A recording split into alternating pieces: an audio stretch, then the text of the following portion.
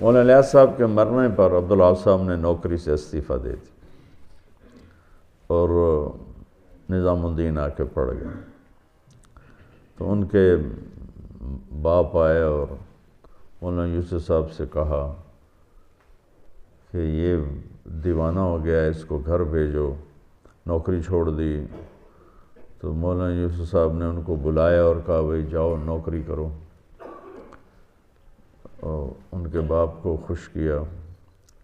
جب وہ چلے گئے تو بلا کے کہا ڈٹے رہو ڈٹے رہو۔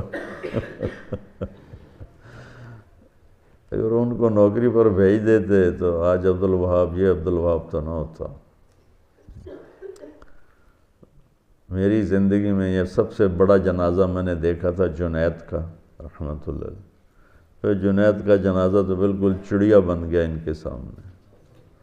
توبہ توبہ توبہ، اگر سارے لوگوں پہنچ جاتے جو رہ گئے ہیں تو یہ رائمنڈ کا جتنا میدان ہے نا، اس میں کھڑے ہونے کی جگہ نہیں ہونی تھی، اتنے لوگ آ رہے تھے۔ تو باپ نے ان کو پھنسانے کے لیے ان کی شادی کی اجازت چاہیے مولانا یوسف صاحب سے۔ انہوں نے کہا بھی شادی تو کرو سنت۔ عجیب بات بتاؤں، شادی کی اور پہلی رات ہی بیوی سے کہا مجھے ایک کام کرنا ہے، جب تک دنیا میں ہدایت نہ آئے میں نے کسی کام میں نہیں لگنا، تو مجھے معاف کر۔ اللہ لوگوں کو چنتا ہے جب کسی کام کے لیے، پھر ان کو اسی میں وہ گم کر دیتا ہے۔ عبدالوہاب نہ ہوتے تو رائمنڈ کا مرکز نہ ہوتا۔ ایک آدمی کے سر پہ صحرا ہے رائمنڈ کا مرکز، ایک۔ تو پھر نظام الدین میں ڈیرے ڈال لیے۔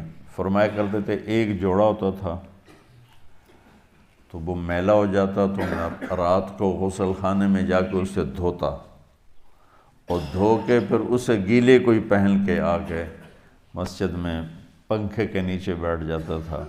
پھر پنکھے کی ہوا سے وہ جوڑا خشک ہوتا تھا۔